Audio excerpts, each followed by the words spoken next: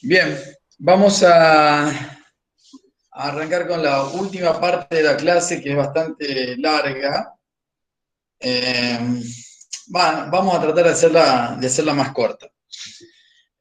Aquí vamos a ver diarrea, vómito, exploración de hígado y algo nuevo para nosotros.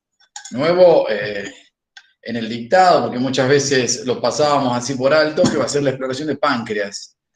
A mí me interesaba bastante ese punto particular de la exploración de páncreas, porque creo que hay un vacío en ese páncreas y nadie lo desarrolla.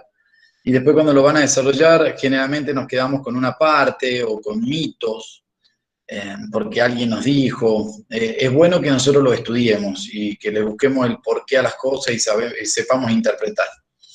Bien, a ver, vamos a empezar con la exploración acá.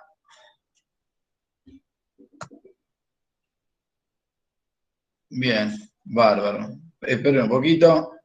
¿Dónde está el aparatito este? Acá abajo. Bien. Ustedes saben que diarrea, bueno, ustedes todos saben lo que es una diarrea. Ahora, técnicamente, nosotros deberíamos poder definir a la diarrea como las evacuaciones o la emisión de materia fecal con un volumen aumentado, sobre todo en líquido, o aumentado tanto en volumen, sobre todo líquido, o en frecuencia. La palabra deriva del griego, es una palabra griega en realidad que significa fluir a través, ¿sí? Bien. Nosotros deberíamos diferenciar diarrea de disentería. La disentería es una diarrea en realidad, pero que tiene signos orgánicos, o sea, tiene signos sistémicos, no es solamente una signología digestiva. El signo sistémico más común es la fiebre o la hipertermia. Cuando uno dice que tiene diarrea y tiene hipertermia, el animal tiene una disentería.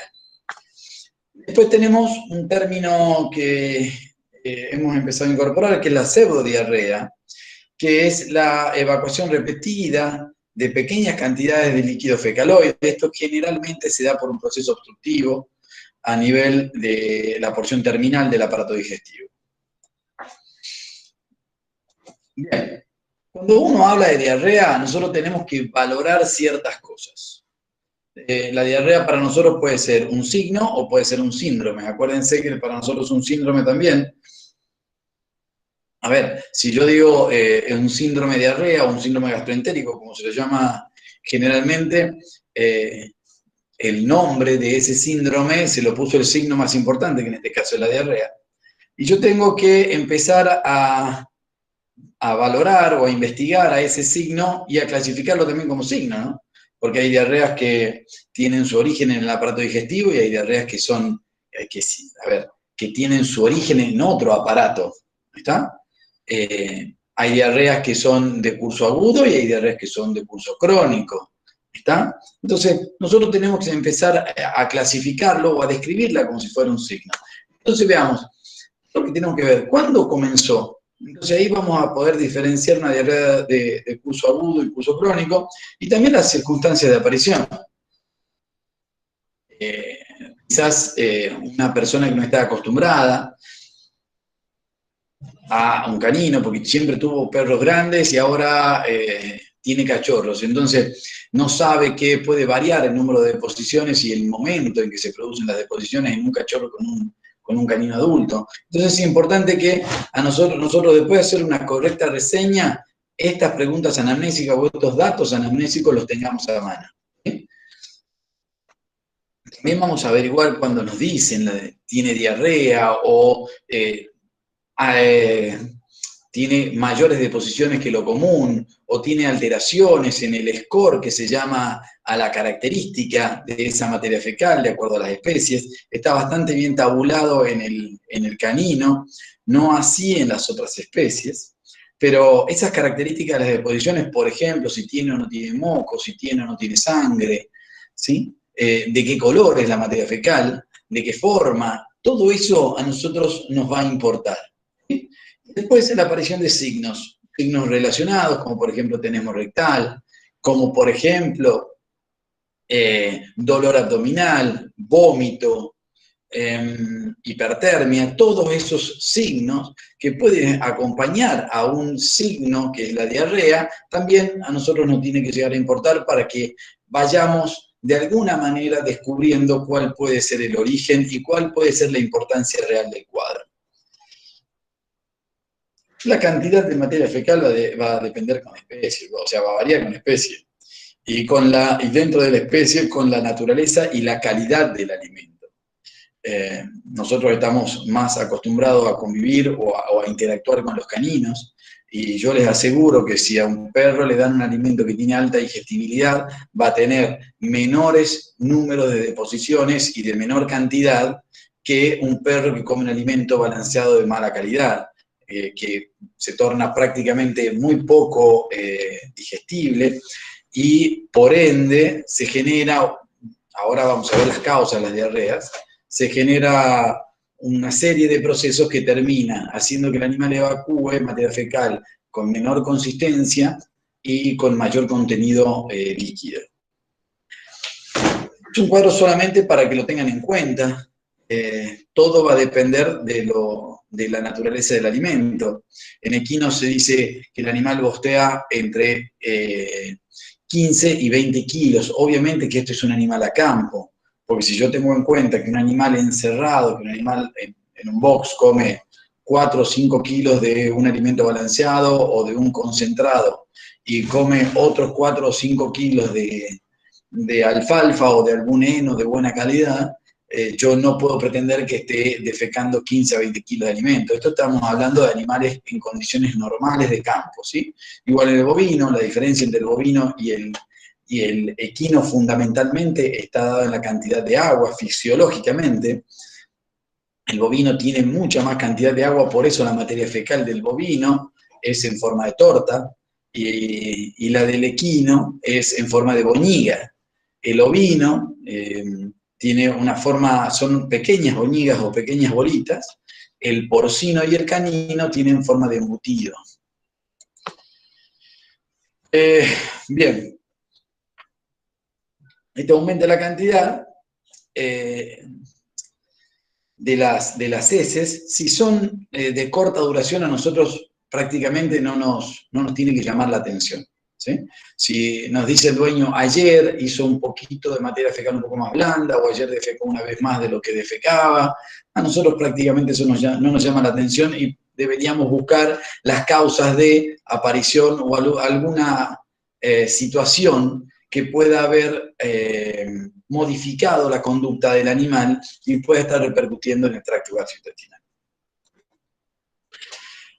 La disminución de las defecaciones pueden aparecer en animales que están deshidratados, en animales que están sin comer, o sea, que están anoréxicos, y también se pueden dar en animales que tengan algún proceso obstructivo, que puede ser un proceso obstructivo agudo, como puede ser una torsión o una intususcepción o una impactación en algún trayecto del aparato digestivo, pero también en procesos degenerativos, como por ejemplo hablábamos en la clase de monocavitarios, hablábamos del megacolon. Este megacolon, lo que se produce es una degeneración de las capas de esa porción intestinal, en donde la porción muscular deja de tener fuerza y ese saco va perdiendo tono. Entonces la materia fecal se va acumulando en el colon y el animal deja de defecar, y eso es lo que le empieza a llamar la atención al propietario. Cuando vamos a clasificar las diarreas, siempre tenemos que tomar ciertos parámetros. Lo que está con rojo, volumen, frecuencia, si lo hace con urgencia o no, y si tiene o no tenesmo, si tiene sangre visible o no, si tiene esteatorrea, que sería la presencia de grasa en la materia fecal, si tiene o no tiene moco, si va acompañado en la cronicidad de un enflaquecimiento progresivo del animal, si tiene o no flatulencias. puede o no tener vómitos, y cómo comenzó, si comenzó en forma brusca o comenzó en forma lenta y el signo fue progresivo. Si las diarreas de intestino delgado, a diferencia de las diarreas de intestino grueso, tienen alto volumen. Las diarreas de intestino grueso tienen bajo volumen. Cuando ustedes la vean y se acuerden de este cuadro, van a decir qué sencillo que era ubicar en la región anatómica, ¿sí? La frecuencia de defecaciones va a ser baja, pero por el alto volumen que tienen las diarreas de intestino delgado. Al revés, las diarreas de intestino grueso tienen una frecuencia de deposiciones más alta. En las diarreas de intestino grueso aparece tenesmo y aparece urgencia. El animal no se puede contener. En las diarreas de intestino delgado no tanto, salvo en las gastroenteritis hemorrágicas agudas, como por ejemplo en el parvovirus. ¿Está? Igual la presencia de sangre. Nosotros vamos a tener presencia de sangre en sangre fresca en las diarreas de intestino grueso, a lo que le vamos a llamar hematoquesia, ¿sí? Y vamos a tener presencia de sangre, con sangre, que lo van a poder ver ustedes, roja, les va a teñir de rojo la materia fecal, en las diarreas agudas de intestino delgado, como por ejemplo en el parvovirus canino. Y si no, lo que podemos llegar a tener es la presencia de sangre digerida, que eso nos dice a nosotros que la sangre proviene del estómago o de la primera porción del intestino delgado. Esa sangre digerida, que aparece con una coloración negruzca, como una mancha de aceite, más o menos, algo así, se llama melena. ¿Está? Una cosa es la hematoquesia, que nosotros lo vamos a llamar a la sangre fresca en materia fecal, y otra cosa es la melena, que es la sangre digerida en la materia fecal. La presencia de esteatorrea, siempre las diarreas de intestino delgado pueden tener esteatorrea. Ahí hay dos componentes, uno que puede tener una falla pancreática, ¿sí? Y si el páncreas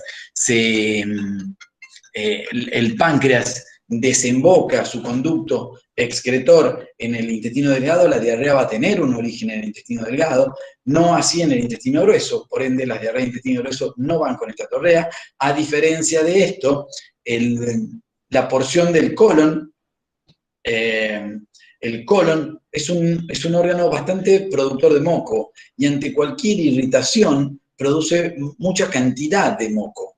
Entonces, ese moco es muy visible en las diarreas de intestino grueso y no en las diarreas de intestino delgado.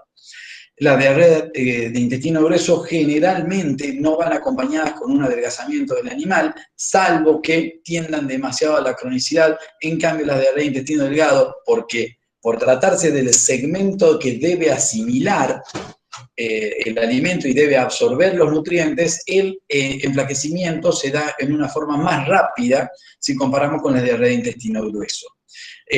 La flatulencia o la producción de gas se va a dar antes de llegar al colon, que puede ser el asiento de las diarreas de intestino delgado, de las diarreas de intestino grueso, perdón.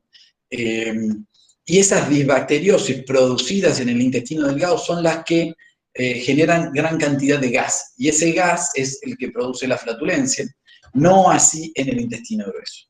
Los vómitos son mucho más frecuentes en las diarreas de intestino delgado que en las diarreas de intestino grueso, primero porque por vía refleja el centro del vómito está mucho más conectado con el estómago y primera porción de intestino que con el intestino grueso. Y después, si vamos a tener en cuenta que una diarrea obstructiva, una alteración obstructiva o una alteración isquémica del intestino grueso que después pueda dar un proceso diarreico,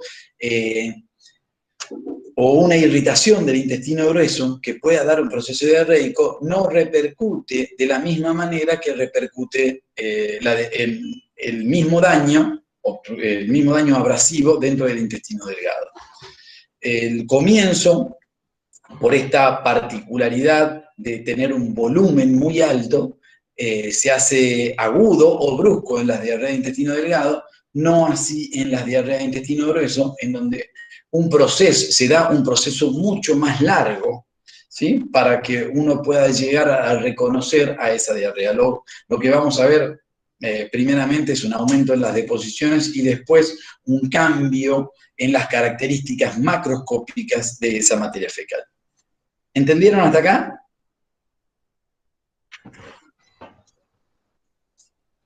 Rulo, ¿entienden? ¿Nadie dice Sí, nada? nadie dice nada, hay una pregunta. Ah, no, ya respondieron. Lo que sí el tubo se ve cortado en la diapositiva de abajo, no sé si es ese único cuadrito o Es puede ser... el único. Dice comienzo brusco o lento. Bien. Profe, ¿me Igual ahí escucha? le pongo en el chat. Bueno, dale. Nosotros Profe, ¿me tenemos que escucha? saber cuáles son los mecanismos por los cuales se produce la diarrea y de alguna manera lo vamos a clasificar. Las diarreas pueden ser de 4 mecanismos diferentes. Tenemos diarrea osmótica, diarrea secretora, diarrea por aumento de la permeabilidad y diarrea por alteración de la motilidad. ¿Sí? Bien.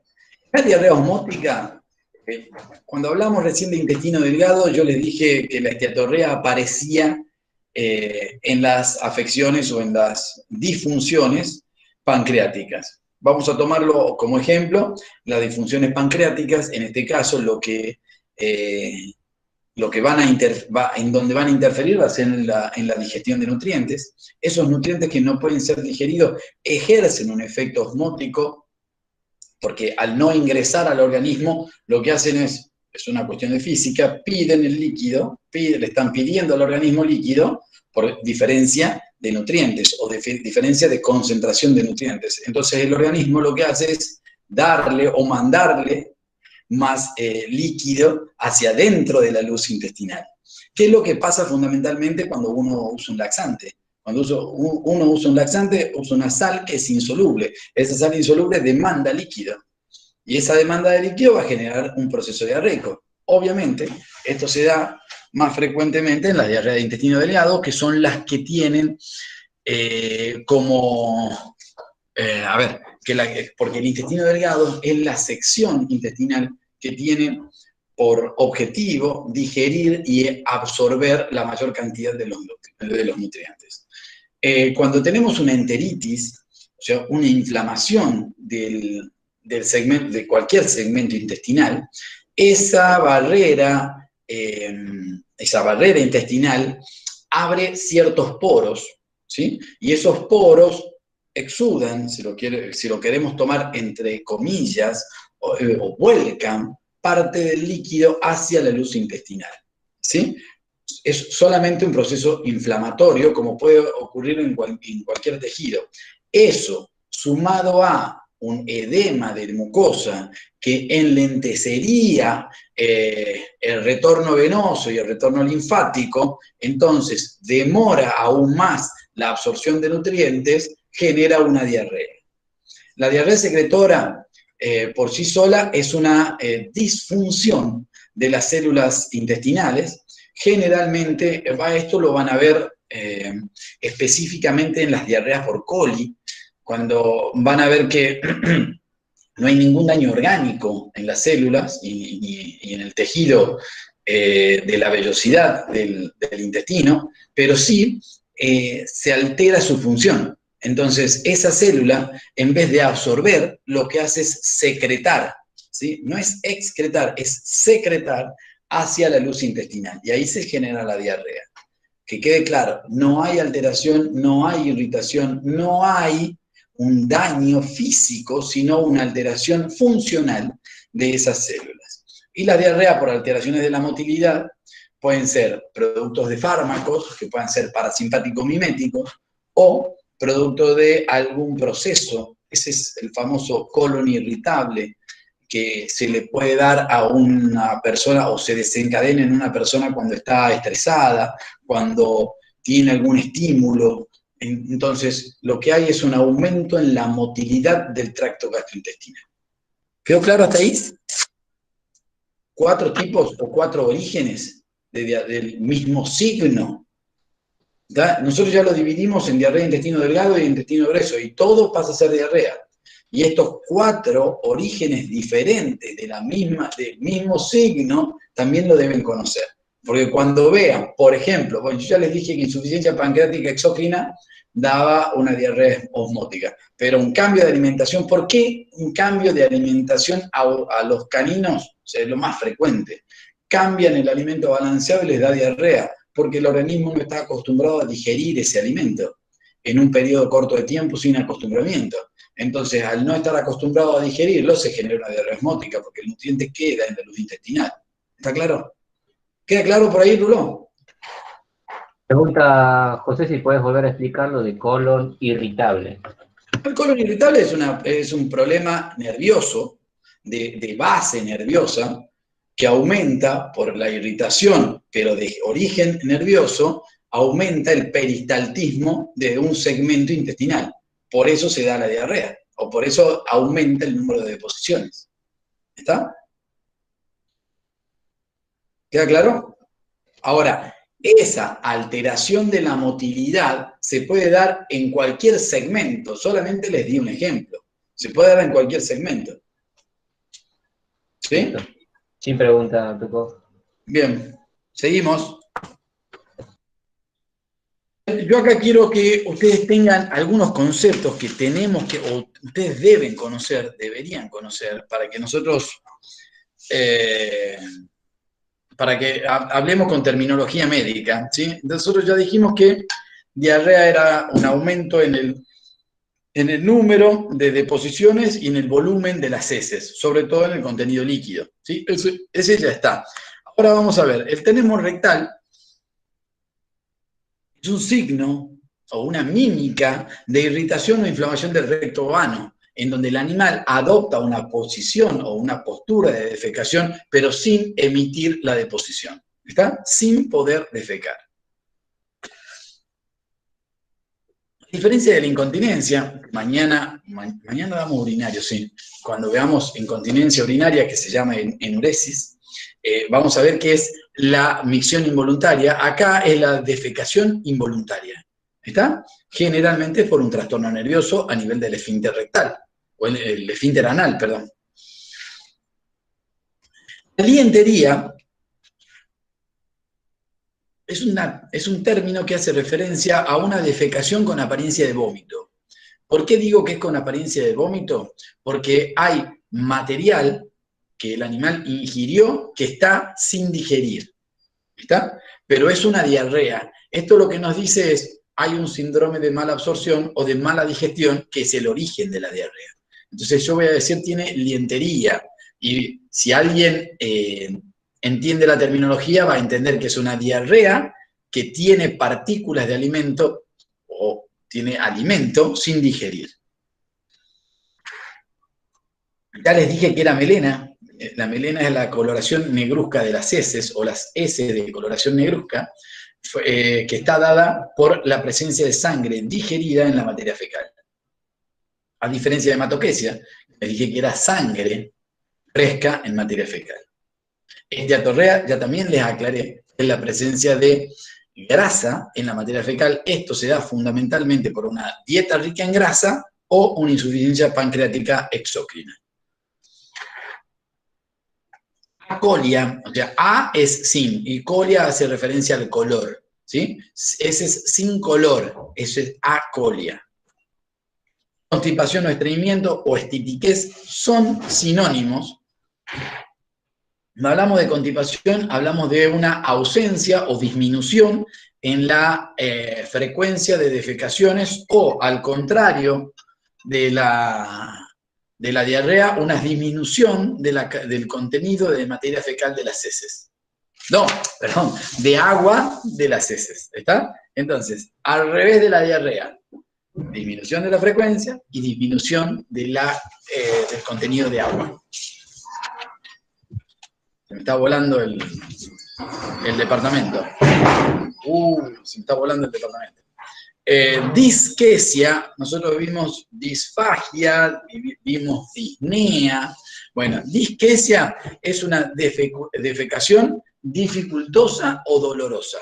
Igual que vimos en la disfagia, igual que vimos en la disnea. Entonces, el término dis quiere decir eso, dificultad o, ¿cómo se llama?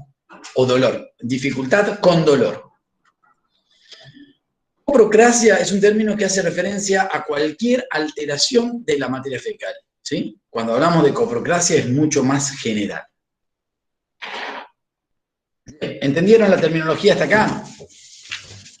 Una pregunta, ¿por qué puede darse acolia? Por una obstrucción del colédoco.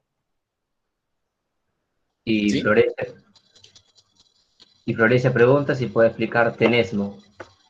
¿Sí? El tenesmo es solamente una postura, es una actitud. El animal adopta la postura para defecar y no defeca. O defeca en pocas cantidades, muy pocas cantidades. ¿Está? Fíjense, cuando hablábamos en la diarrea, en la clasificación de diarrea, esto está referido fundamentalmente a la diarrea de intestino grueso, ese tenesmo, esa postura y ese esfuerzo que hace el animal para intentar defecar, y esto está relacionado con la irritación en el último segmento del recto, ¿no? ¿Sí? ¿Entendieron? Bien, dice que sí, y no hay más preguntas. Bien, perfecto. Bueno, entendimos esto, entonces vamos a ver qué hacemos con el análisis de la materia fecal. Ustedes saben, la composición va a depender de lo que el animal ingiere, pero básicamente tienen jabones, ácidos grasos no volátiles, volátiles, indol, cresol, lo que ustedes quieran. Saben que tienen residuos de secreciones intestinales, de epitelio, moco, secreción biliar e intestinal, pancreática, bacterias, cuerpos extraños y puede contener parásitos. Entonces nosotros sabemos que estos son componentes normales. Ahora, cada especie tiene diferente composición de las heces y dentro de cada especie va a ser diferente la composición de acuerdo a los alimentos que reciban. Por ejemplo, yo puedo tener parásitos, sí. Ahora sería una catástrofe para mí, como veterinario, que un perro que yo atiendo tenga esta cantidad de parásitos en la materia fecal. También puedo tener alimentos sin digerir. ¿Cómo era que se llamaba esto? Dos personas querían, ¿cómo se llamaba esto? Voluntario, o si no se elige. Dianteria. Muy bien, muy bien. Esto es algo muy común en los rumiantes. Si fuera un monocavitario o un monogástrico, si fuera un caballo y defecó esto sería realmente una tragedia. Pero como esto es un rumiante y vemos mucho maíz entero, esto va a depender de la tasa de pasaje que tenga y del hábito de alimentación, ¿sí? De todas formas, es mucho alimento, mucho maíz que está quedando en la materia fecal, por ende, todo esto pasa a ser plata tirada, ¿no? Porque si no se alimenta, es plata tirada. La composición, bueno, ya les dije esto. Acabamos de describirlo. Bien. Nosotros, después de valorarla y de saber diferenciarla a una diarrea de intestino delgado, a una diarrea de intestino grueso, de haberle puesto nombre a algunas cosas dentro de este signo o síndrome diarrea, vamos a ver cómo qué datos tenemos que valorar nosotros a la hora de remitir muestras de materia fecal, ¿sí? Tenemos que ver en qué condiciones se toma. ¿Qué quiere decir en qué condiciones se toma? Hay especies, como por ejemplo los rumiantes, en donde nosotros tomamos la muestra directamente del recto, ¿está? Nosotros introducimos la mano, hacemos masaje e introducimos. Y podemos colectar. No así en los equinos. El equino no tiene reflejo de defecación, no es como el rumiante, entonces no defeca cuando uno le mete la mano. Si uno introduce la mano, tiene que solo sacar la boñiga o vaciar el recto llano. ¿Está? Entonces, las condiciones pueden ser, lo tomamos del animal o lo tomamos del piso, porque algunas veces puede estar contaminado. En la forma de obtención, la cantidad, pero la cantidad también va a hacer referencia al número de frecuencias o al número de deposiciones. ¿Está? Cuando nosotros vamos a enviar, nosotros debemos enviar materia fecal, les explicó ya Diego, que esto debería ser, para mí, o sea, yo lo que hago en bovinos y lo que hago en cualquier animal, nosotros mandamos muestras de materia fecal individual y no mandamos en pool. Ustedes pueden mandar en pool cuando tienen animales y el resultado tiene que ser cualitativo, o sea, tiene o no tiene, como puede ser un perro. Si ustedes juntan de 5 perros en su casa lo meten en una sola bolsa y ese análisis da positivo, ustedes deberían desparasitar. En los animales que a nosotros nos interesan como animales de producción, tenemos que contar la cantidad de huevos o de quistes por gramo que tienen, entonces los análisis deben ser individuales y las muestras deben ser remitidas individuales, ¿sí? Sin aire, si la muestra puede ser en una bolsa, que se le saque el aire y se la conserve en frío. ¿Para qué? El frío lo que hace es demorar la evolución de esas formas evolutivas, o sea, la evolución de ese huevo a una larva, para que ese huevo no eclosione, lo tengo que mantener en frío. Bien. Y esto es lo mismo que les explicó Diego, pero lo tienen que saber, por eso les vuelvo a poner. Dato del propietario, la reseña, una anamnesis, la forma de obtención, el conservante, si es que usan conservante, qué análisis quiero yo hacer y el tipo de alimentación que recibe el animal como para instruirlo, porque quizás el laboratorista a nosotros nos dice, encontré esto. Bueno, nosotros tenemos que decirle, está comiendo esto para que sea realmente un dato importante dentro del análisis de materia fecal. Ahora, nosotros podemos hacer nosotros mismos un examen macroscópico y un examen microscópico en nuestra veterinaria, siempre y cuando no sea muy complejo, ¿no? En el examen macroscópico, ¿qué es lo que vamos a ver? Forma, les dije, el bovino hace en forma de torta, el equino en boñiga, el equino en boñiga, el canino y el porcino hacen embutido, ¿sí? La consistencia en una va a ser firme, en otra va a ser pastosa, ¿está? El olor va a ser sui generis, es de cada especie y está muy relacionado a la comida, y el color es sui generis, es de cada especie, y está también relacionado a la comida. Podemos, como les dijo Pablo recién, que ustedes podían poner licor ruminal en una suspensión acuosa y estratificar más aún los estratos. Acá también se puede poner la muestra de materia fecal en una suspensión acuosa para ver si justamente hay componentes sólidos, por ejemplo, en una diarrea o en una presencia de cólicos recurrentes por producción de arena, por ingestión de arena. Cuando uno lo pone en una suspensión acuosa, la arena va a caer al fondo del balde, entonces yo voy a poder diagnosticar. Si yo no hago esto, tiene que ser excesiva la cantidad de arena para que yo lo vea en una materia fecal común. O si no, puedo tamizarla. Y de la misma manera voy a ver partículas de alimento o algún contaminante que haya ingerido que queda sobre el tamiz. Solamente para que vean, ¿sí? Esto es hematoquesia. Acuérdense que la hematoquesia era, salvo en las diarreas agudas de intestino delgado, la hematoquesia era un signo de diarrea de intestino grueso. Y más aún, si ustedes ven en este lugar que yo estoy apuntando, o en este lugar que estoy apuntando, la presencia de moco. La presencia de moco hacía referencia a el origen, y el origen, cuando hay moco, es en el intestino grueso. ¿Está claro? Entonces, yo viendo esto puedo decir, esta es una diarrea de intestino grueso. ¿Queda claro? ¿Sí? ¿No?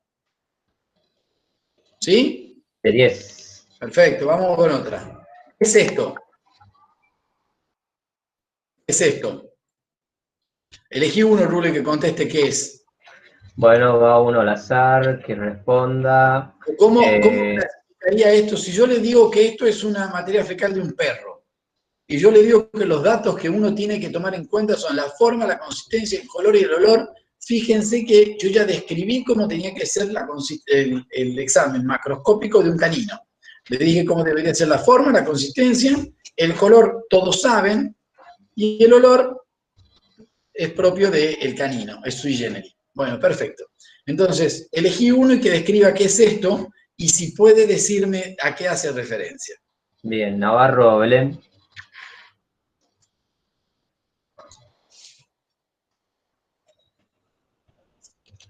Está Navarro, Belén.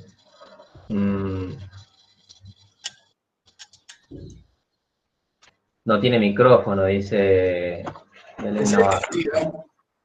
Bueno, ahí escribí. dice que tiene acolia, no tiene forma de embutido. Y bueno, pero, bien, ¿qué más?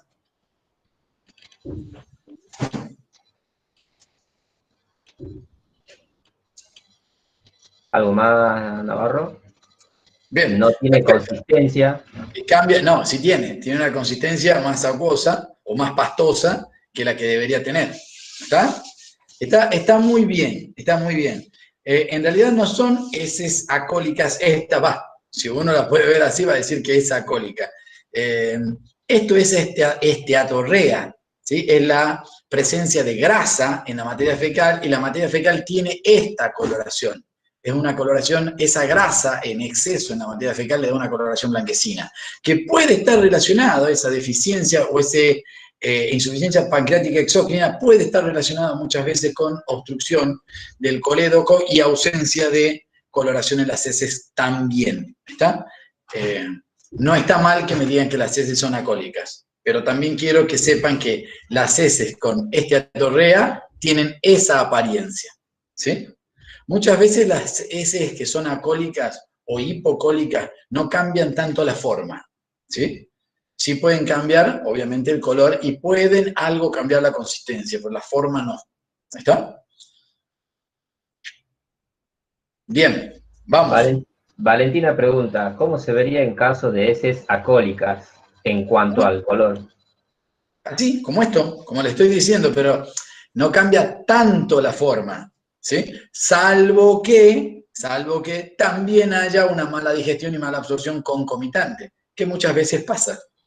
¿Está? A ver, estos son signos, por eso después esta materia fecal yo la puedo analizar para ver si realmente tiene grasa y hay ausencia de bilirrubina, ausencia sí, ausencia de pigmento biliar, ¿ok? ¿Está claro? Esto todavía se puede analizar, ¿sí? Porque esto yo, en una suspensión acuosa, la grasa me va a quedar arriba. ¿Está claro? Perfecto. Entonces, uno puede seguir. Tenemos un dato, perfecto. En la apariencia es acólica y también puede ser esteatorrea. Ahora, si yo lo pongo en suspensión acuosa, la acólica no va a tener grasa, no va a quedar la grasa arriba. En cambio, en la esteatorrea sí va a quedar la grasa arriba. ¿Está? Ahora, muchas veces yo puedo decir son acólicas y hay esteatorrea, porque también sabemos que la bilis sirve. Y si no tenés bilis, tampoco vas a tener digestión y absorción de esas grasas. ¿Está?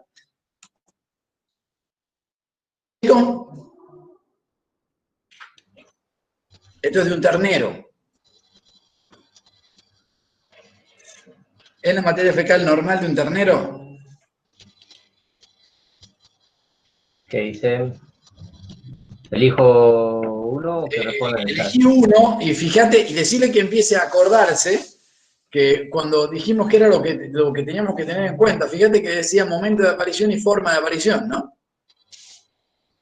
Bien, Rocío Esper. ¿Qué es eso? Rocío. Está Rocío Esper. Bueno, no responde. Pero acá pone en el chat, María Belén, dice color sui generis. Ahora, yo podría decir, si fuera a ponerle un canino, yo puedo decir que estas heces son hipercólicas, ponele. Tiene un color que está como exaltado, ¿entendés? Diferente al color normal. No, perdón, si fuera de un bovino, yo podría decir que es de un bovino, podría decir que es un color diferente al color normal, ¿no es cierto? Es diferente al color normal. Esto debería ser verde amarronado. Pero ¿por qué es así? ¿Es patológico o no?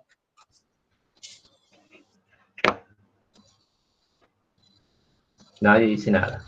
No, busca uno que te diga si es patológico o no. Dice Andrea, para mí es por la alimentación. ¿Sabés qué? Andrea debería haber preguntado cuándo apareció. O sea, ninguno preguntó en el momento que aparece. Y si yo te digo que esta es la primera diarrea que se llama mecoño, la primera materia fecal que se llama mecoño, es totalmente normal. Ahora, muchos productores o muchos tenedores de caballos nuevos que no tienen experiencia, te mandan esto y te dicen, así defecó mi potrillo.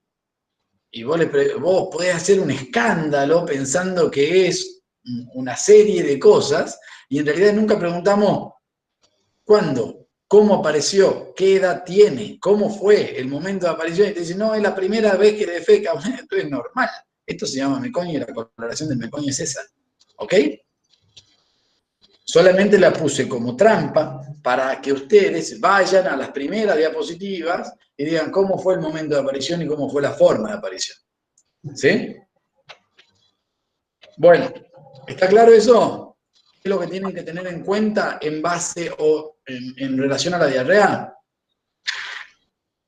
Entonces, si yo resumo, tengo que decir que definimos diarrea, que diferenciamos lo que es diarrea de constipación y diarrea de disentería, y la diarrea de pseudodiarrea, que después dimos los orígenes y las diferencias, tanto de intestino delgado y de intestino grueso, y que después dimos los mecanismos de acción.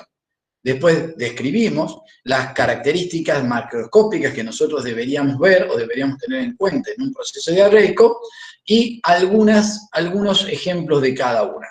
Si yo definí o describí todo esto, creo que la idea de cómo evaluar el signo que es la diarrea y no evaluar el proceso o el hecho mórbido que le dio origen, que eso ya no queda para nosotros, sino para cuando estudien patologías, en mi caso estaría completo.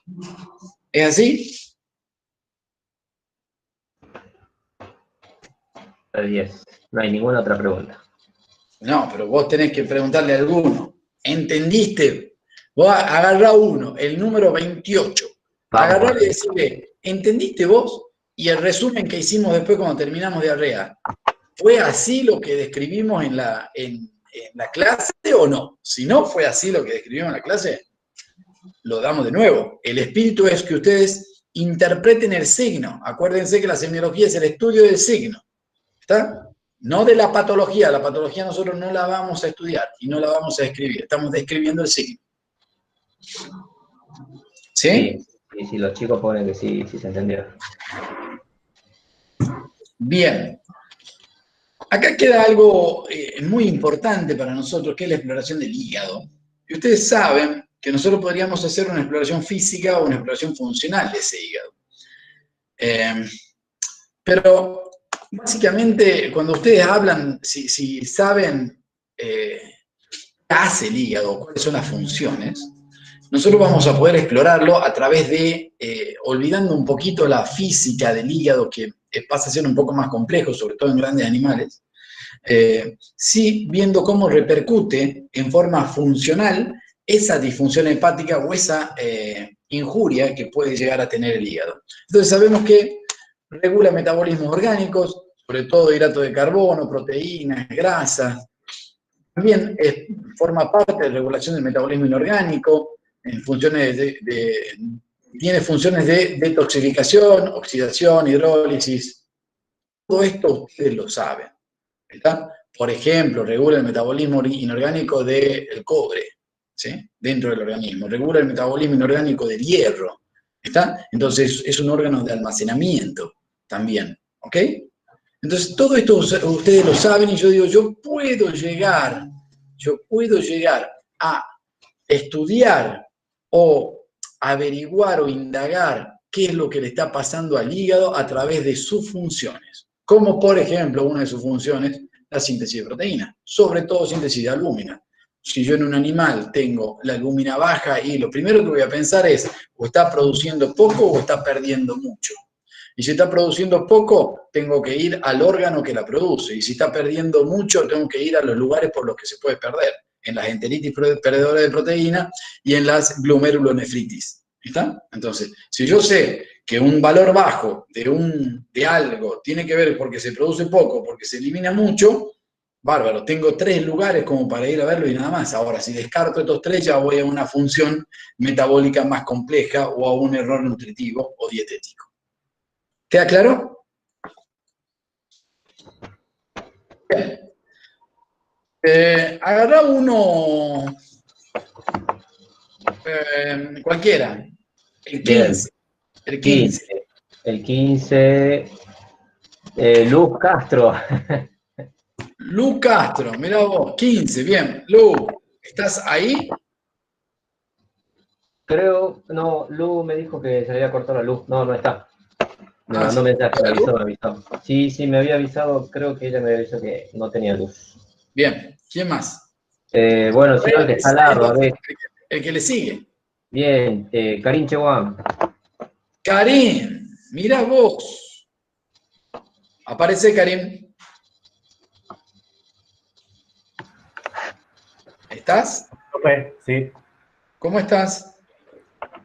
muy bien. Bien, perfecto. Si yo tengo que hacer una exploración física del hígado, ¿cómo lo haría? Con todo lo que sabés de semiología ya, decime qué, primero las semiotecnias, ya te puse una, mirá, las semiotecnias, te voy a hacer más fácil, vamos a hacer una exploración física y funcional del hígado, y te pongo las semiotecnias. Decime vos qué otra semiotecnia vas a hacer y qué valor semiológico le das a cada semiotecnia, o qué datos te puede llegar a aportar cada semiotecnia. Vamos, inspección. De acuerdo a lo que será la función del hígado primero, si es que está funcionando bien y demás. Vos decime qué datos, ¿sí?, te puede llegar a vos a aportar la inspección relacionada a la exploración del hígado.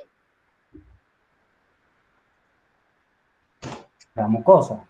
Muy bien. Entonces yo lo que debería decir yo es, la inspección física del hígado no la puedo hacer. Está dentro del continente abdominal, está acá prácticamente contenido por la parilla costal y la cúpula diafragmática. Entonces, una alteración de la forma o del tamaño del hígado no va a deformar ninguno de esos continentes. ¿Está?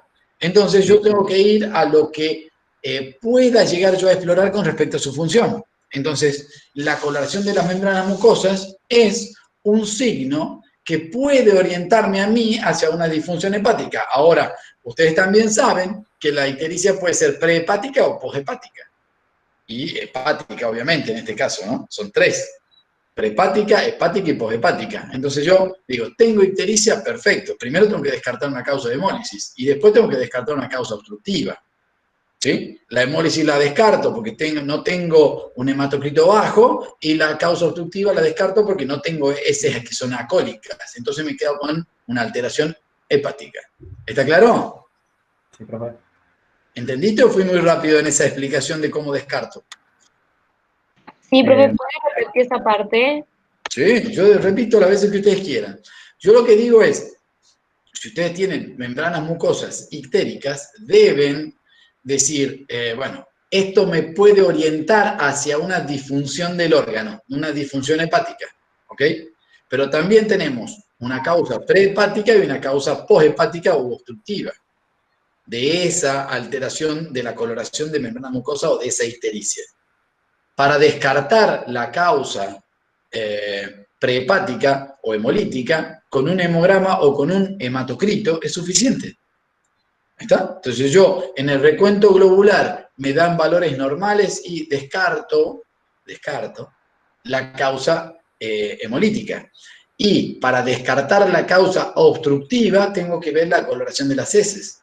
Si la bilis es la que le da fundamentalmente el color a las heces y las heces son normocólicas, yo no puedo decir que hay una causa obstructiva. Entonces me quedo con la disfunción propia del órgano.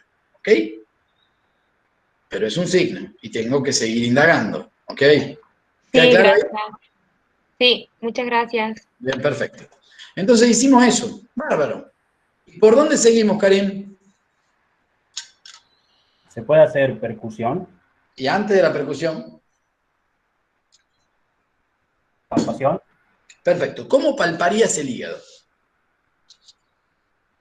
No sé, ¿no sería medio dificultoso palparlo? Es difícil de palpar en animales obesos, primero. Es difícil de palpar en grandes animales, muy difícil de palpar en grandes animales. Hay bibliografía que dice que se palpa por braceo rectal. Yo nunca llegué y creo que no voy a llegar, salvo que me ponga una prolongación del brazo. ¿Está? Ahora, la técnica para palpar, ustedes tienen dos formas de palpar. Generalmente, la técnica más fácil, porque ¿qué es lo que quiero ver yo a la palpación? Yo necesito ver primero el tamaño, o sea, si es fácil de palpar o fácil de reconocer, y después la forma del lóbulo. El lóbulo debe terminar en forma aguda, ¿está? El hígado, los lóbulos que yo palpo el final, deben terminar en forma aguda. Las formas redondeadas deben llamarme la atención, ¿está? Y la factibilidad del acceso, ¿sí? También puede llamarme la atención. Entonces, ¿cómo hago? Yo puedo poner el animal en estación mirándome a mí, ¿sí? El animal de frente a mí, ¿está? Entonces, uno coloca, la maniobra es bimanual, puede buscar del lado izquierdo, ¿sí? En el cuadrante inferior, ¿está? Uno introduce la mano, ¿sí? Por detrás de la arcada costal en el cuadrante inferior. Y del lado derecho, con mi mano izquierda, voy a introducir la mano en el cuadrante medio, siempre y cuando yo tengo el abdomen así, visto de frente, este tubo que puede ser tórax y abdomen, la mano entra por detrás de la última costilla, ¿sí? Entra así la maniobra de palpación, y yo reconozco al hígado en el cuadrante medio del lado derecho y en el cuadrante inferior del lado izquierdo. ¿Está claro? Si no palpan nada, no se preocupen, porque es muy probable que no palpen nada hasta que empiecen a reconocer y le enseñen a sus dedos a palpar. ¿Cómo pueden ayudarse a palpar? Elevando los miembros anteriores. Si elevan los miembros anteriores, las vísceras descienden un poco más y el acceso al órgano se hace más fácil. ¿Está claro? Otra forma de palpar es de atrás del animal, de atrás, y se introducen las manos entre el hígado y la arcada costal. ¿Está? Para mí es mucho más fácil la forma que les dije primero, porque así yo comprimo al hígado contra la parilla costal. Cuando introduzco la mano en forma de gancho, ¿sí? Puedo comprimir al hígado contra la parilla costal y reconocerlo. En cambio, si yo lo hago de esta manera, lo puedo tener al hígado de este lado o me puede quedar de este lado. Y al no tener una superficie firme para reconocerlo, cuando quiera palparlo se va a ir. Entonces, el valor semiológico de la maniobra va a quedar reducido.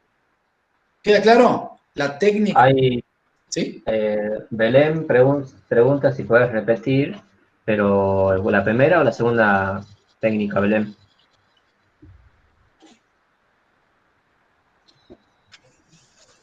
La primera. Bien. El perro me está mirando a mí, está de frente a mí. Obviamente voy a usar manos cambiadas. La mano derecha para el lado izquierdo, la mano izquierda para el lado derecho. El hígado tiene dos lugares más comunes de acceso para nosotros, ¿sí? Es el cuadrante medio del lado derecho y el cuadrante inferior del lado izquierdo. Siempre tomando como referencia la arcada costal, y la mano se introduce por atrás de la arcada costal y se lo trata de reconocer comprimiéndolo contra una superficie más firme o contra una superficie dura, que en este caso sería las costillas. ¿Queda claro? Por eso les digo que es la maniobra más fácil de hacer. Es mucho más fácil que introducir las manos desde atrás. Porque si introducimos las manos desde atrás, la yema de los dedos, que es lo más sensible que nos queda para nosotros, nos quedaría del otro lado. Porque si yo introduzco la mano, esta es la parilla costal, yo voy a introducir la mano así, y el hígado me queda acá, y trato de tocarlo, lo voy a estar tocando con las uñas, ¿sí? O con la punta de los dedos, si es que hago demasiada maniobra, ¿está? En cambio, si yo la quiero tocar con la yema de los dedos, tengo que introducir, la arcada costal, introduzco por acá, y lo voy a querer tocar así. Pero al no tener una superficie firme contra la cual tocarlo o comprimirlo, el hígado como un órgano se va. ¿Sí? Se va a ir. Entonces, mucho más fácil es la primera maniobra. Introducir las manos, palparlo, ¿sí? Yo tengo la arcada costal de este lado, del lado izquierdo, del lado derecho, perdón, voy a introducir mi mano izquierda desde dorsal hacia ventral buscando el órgano. ¿Está? ¿Y qué es lo que me tiene que llamar la atención? Lo que le dije. Primero, la factibilidad o la facilidad con que lo encuentro. ¿Sí? Un órgano aumentado de tamaño lo voy a encontrar más fácil. En un paciente muy flaco va a ser más fácil de palpar, obviamente, pero no debería ser tan fácil. Debería encontrarse con mayor facilidad en el cuadrante medio. Y después, la forma de la terminación del lóbulo. Deben terminar en forma aguda, no en forma redondeada. ¿Queda claro? Sí, profe. Si no les queda claro, seguimos, ¿no? No hay problema. Bien. Dice que sí entendieron la chica. ¿Ahora entendieron? Sería mucho más fácil en un aula con un perro, sería mucho más fácil. Pero bueno, entiendan las limitaciones y tratamos de hacerlo. Y sería mucho más difícil si solamente les subiera un PDF o un reporte de un caso. Bien, bien, hicimos palpación. Listo. En grandes animales es mucho más complejo y solamente se podría llegar a hacer en animales caquécticos, porque animales que tengan un estado corporal relativamente bueno no va a aparecer. Entonces vamos a tener que hacer otra maniobra. La otra maniobra que a nosotros nos quede es la percusión. ¿Es así, Karim, o no? ¿Se fue, Karim? Parece que sí. Y debería estar Karim si nadie le dijo que se vaya. Karim, Profe. ¿estás? Sí, sí, Bien, sí. perfecto. Entonces decime, Sí. ¿cómo clasificas la percusión que se hace en el hígado? ¿Cómo se clasifica? De acuerdo a la clasificación de percusión que vos ya sabes. Sería por la No, Matías. después vamos a ver la sonoridad. Como a la maniobra, ¿cómo se clasifica? ¿Cómo es? En cuanto a cómo la desarrollo.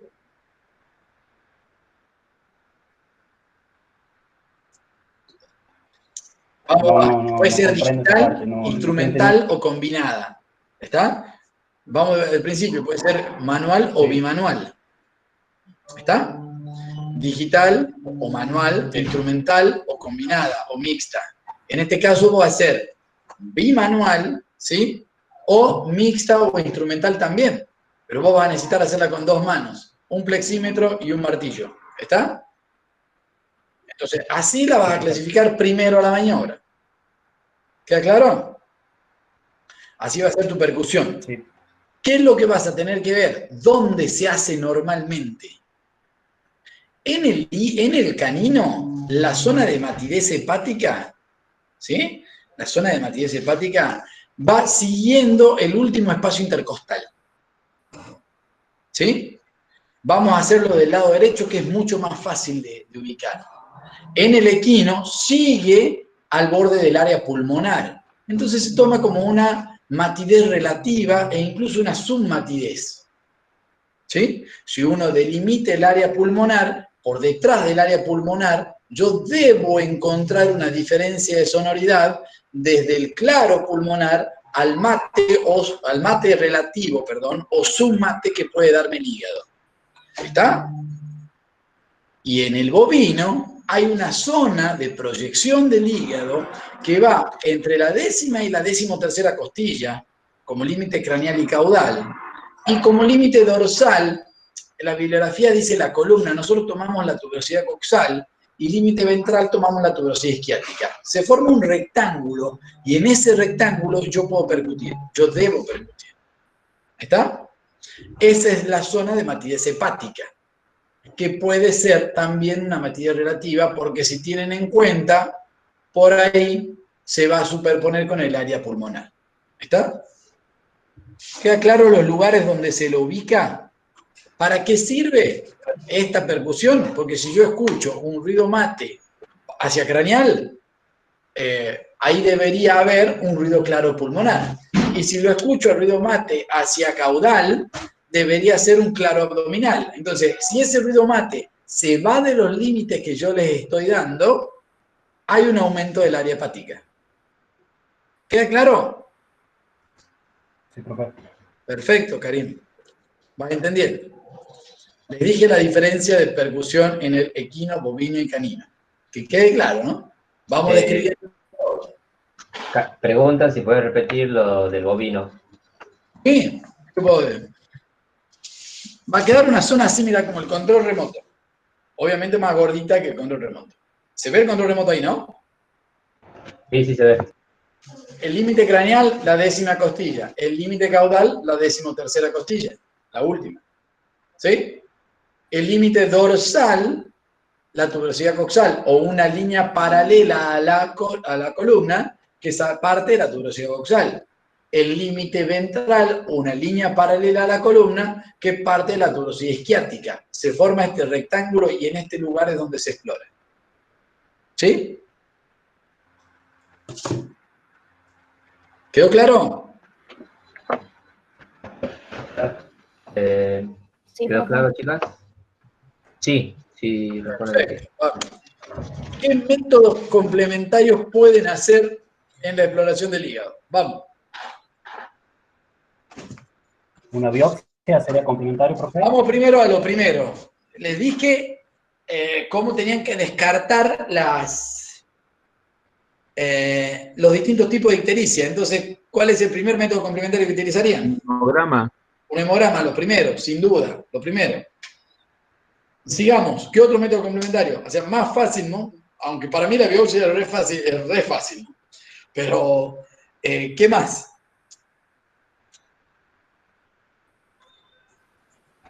¿Qué otro método complementario? La biopsia, me querían decir, bárbaro, la biopsia también. Vamos, otro más. Ecografía pone en el Ecografía, chat. sin duda, un método complementario muy útil. Muy útil. ¿Qué más? Inspección de la materia Análisis de fecal. orina. ¿Cómo? Materia fecal, el análisis de materia fecal. Puede ser que vos analices la materia fecal, que hagas sobre todo sedimentación. Primero uno macro para ver la coloración y después haga una sedimentación o una flotación o una suspensión acuosa, perdón, para ver si hay grasa arriba. Y también se puede ver en un examen o en un análisis de materia fecal, también podemos tener en el agua una coloración verdosa, que es cuando tenemos un exceso de bilirrubina también, ¿no? ¿Qué más? Enzimas hepáticas pone en el Enzimas chat. hepáticas, sin duda. ¿Cuáles son las enzimas hepáticas que ustedes pedirían?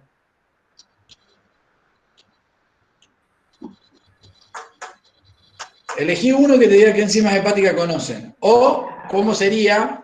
No enzimas hepáticas. Veamos cuál sería el hepatograma que pediría esta persona. El que te dijo enzimas hepáticas, decirle Sí, no, cuáles son cuáles son las enzimas que pediría. Noelia Guanuco. Noelia.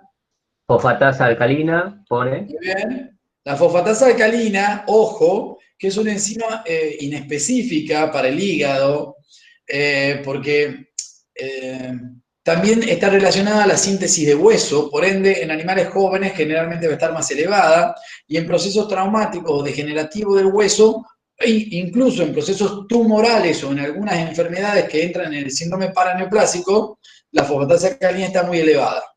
¿Está? La fosfatasa alcalina tiene un isómero, que es la 5-nucleotidasa, que esa es específica de los conductos biliares secretores. Pero, como no medimos 5-nucleotidasas, medimos fosfatasa alcalina, porque es el isómero. ¿Ok? Bien, también pone transaminasas. Sí, la GOT o sea, tenemos GPT y GOT, que son uno es de daño citoplasmático, el otro de daño celular sobre todo. Sí, para injurias del hígado andan perfecto. Después tenemos la otra, que es la gamma GT, que la gamma GT indica más lesiones en el tracto biliar. ¿Qué más? Alanina y aspartato. Sí, alanina y aspartato aminotransferasa, las que dijimos recién. La bilirrubina me está mencionando también. Por supuesto, deberíamos poner bilirrubina, deberíamos ver y deberíamos hacer la relación entre bilirrubina directa e indirecta. ¿Está? Por supuesto, bárbaro. Y me estaría faltando que me digan albúmina o proteínas plasmáticas y relación albúmina-globulina. ¿Está claro? Entonces, Si redondeamos, tenemos el hepatograma, que nos viene bárbaro, el hemograma, que nos viene bárbaro, la biopsia y la ecografía, como métodos sencillos, ¿no? Bien.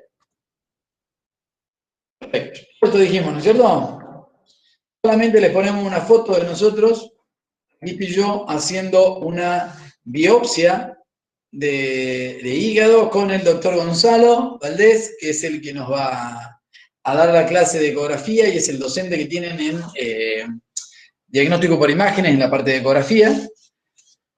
Esto que tenemos acá, bueno, acá va el transductor, que está diciendo en qué lugar está la aguja. Esta es la aguja de biopsia. Y aquí vamos viendo la imagen. Esto es otro, un amigo mío. Ahí yo tenía el pelo más largo, acá estoy yo. Cuando hacíamos interneros chiquitos, siempre con guía ecográfica para tener la seguridad que estamos aspirando hígado. ¿Sí? Hemos tenido alteraciones cuando no usamos la guía ecográfica, que punzamos el riñón, que está casi pegado, el riñón derecho está casi pegado, entonces muchas veces nosotros sentimos como que cambia la consistencia o como que ingresamos a un órgano parenquimatoso con la aguja, disparamos y nos venimos con riñón. Por eso la ayuda de la guía ecográfica pasa a ser fundamental cuando uno quiere hacer una biopsia hepática.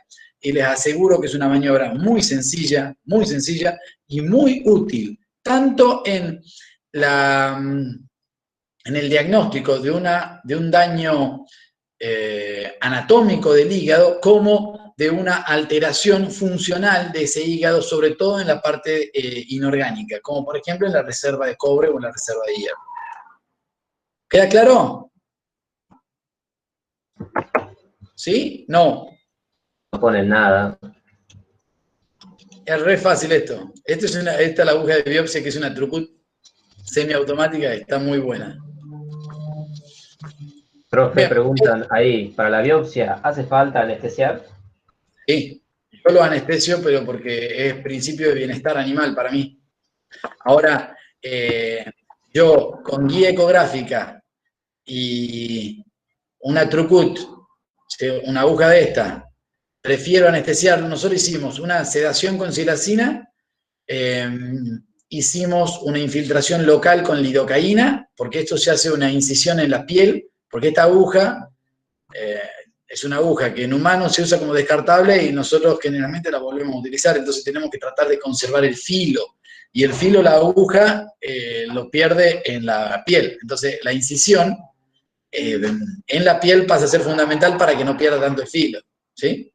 Nosotros ese día, o sea, cada día que íbamos hacíamos 20 biopsias, entonces teníamos que tratar de conservarle el filo a la aguja, ¿no? Y sí, es mucho más cómodo, porque si el animal se mueve, la técnica está reportada, esta técnica es nuestra, la técnica esta, ¿no? Que es adaptada de una técnica de ovinos, pero la técnica reportada es parados, sedados en la manga, bien sujetos y con anestesia local. Nosotros preferimos así porque usábamos el ecógrafo y estábamos mucho más tranquilos con el animal, con una sedación más profunda, ¿no? ¿Sí? ¿Algo más? Ninguna otra pregunta. Esto es lo que vimos, ya lo dijimos, ¿qué hay en el hepatograma? ¿Queda claro? Bien. Vamos. ¿Están cansados? ¿Quieren parar un ratito? Nos queda páncreas y vómito. Son las 6. ¿Son las 6? Sí, qué rápido se ha pasado. Sigamos, dice. Escuchame, si alguien tiene que hacer algo como nuestro horario hasta las 6, si quieren dejamos páncreas y vómito para mañana.